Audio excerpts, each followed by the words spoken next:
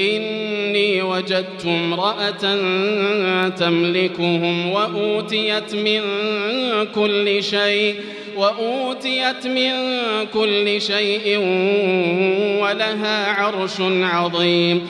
وجدتها وقومها يسجدون